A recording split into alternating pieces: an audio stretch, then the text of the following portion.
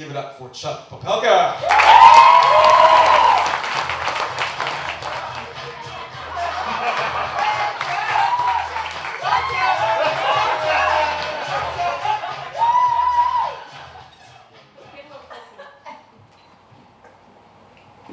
The draft, word that had every young man in the late 60s and early 70s scared shitless. The draft, what millennials and Gen Xers don't know much about, because it was abolished in 1973. But I tell you, all us baby boomers knew exactly what was going on.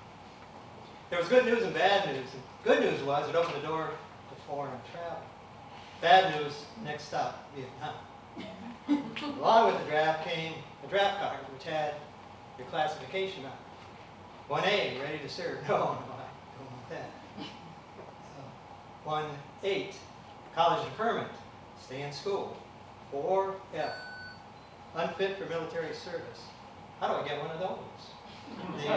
Lyndon Johnson eliminated the marriage deferment back in 1965. So it was rumored back then that if you claimed being gay, that started to increase right after that happened. The draft board was managed by local county officials, and they were very powerful. My high school friend, Del Stevens, was dating a girl whose mom worked for the draft board. And mom called Del and said, as long as you keep dating my daughter, your name goes to the back of the list. So you may ask, Chuck, what was going on with you at that time?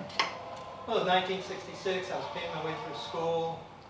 I was trying to avoid the draft and stay out of Vietnam. I'm no soldier. There's no military background in my family. It's dangerous over there. And I'm a lover, not a fighter. All right, go ahead, Chuck.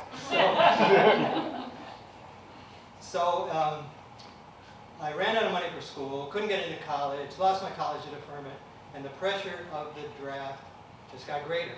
So I called up my local draft board. Hello, draft board lady. What's my status? Oh, you're getting the draft notice, son. Just don't know when. Ah, crap. Draft board lady, you don't happen to have a daughter that needs dating. She did not. Well, my plan was to stay in school, become a doctor, but my Uncle Sam had a different plan for me.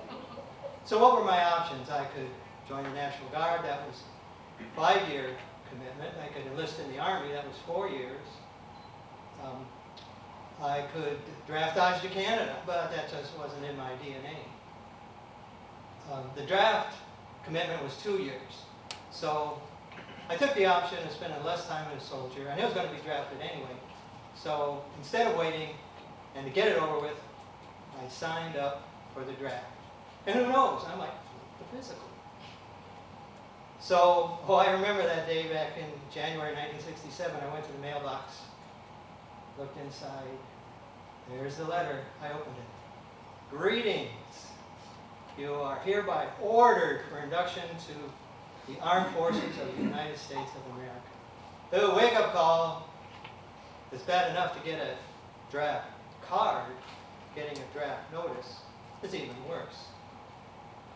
A bus took us to the induction station in Cleveland, Ohio. So I'm thinking, maybe I'm going to flunk this thing. I've heard of other people that have flunked it. But I'm a blue-collar kid back then and realized that some of the people that flunked it came from families that were well-connected. Like Creedence Clearwater sang at the time, I ain't no senator's son. So in the morning is the mental examination part of the exam. And the standards are so low that you can't even flunk this thing. So it's getting to the afternoon, starting to get nervous and beginning to sweat.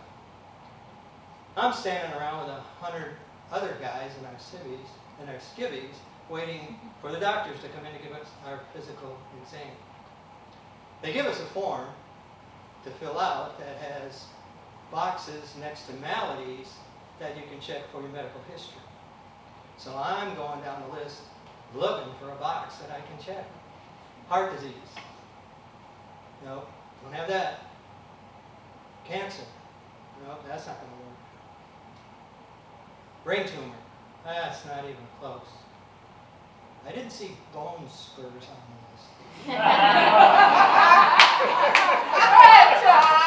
I'm going down the list looking for a box to check.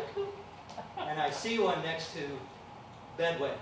Wait, bedwetting, this might be it. I'm thinking, oh, bunk beds. This is it. I checked the box. I wet the bed. The sergeant gets our attention. Gentlemen, form a line. Doctors are coming in, and I just can't wait to tell them about my urinary problem. So they finish our physical exam. Doctors are going out. The sergeant barks again. Gentlemen, get dressed. Wait a minute. You got a bedwetter over here. Where's the bedwetting station that I check into? Of course, no one's interested. What I didn't know at the time was that this form that I filled out became the top form of my medical record that followed me the rest of my Army tour. Every time I went to sick call, I'd report into a medical technician. He'd look on the top page, and he'd tell the whole sick bay, "Hey, Lieutenant here wets the bed."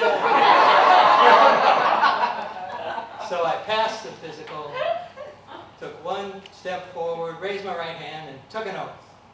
Got on a plane, flew to Fort Benning, Georgia, home of the infantry, and learned how to count cadence.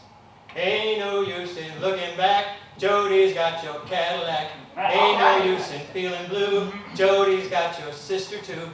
Ain't no use in looking down, ain't no discharge on the ground. And I'm beginning to learn that in the Army, you never volunteer.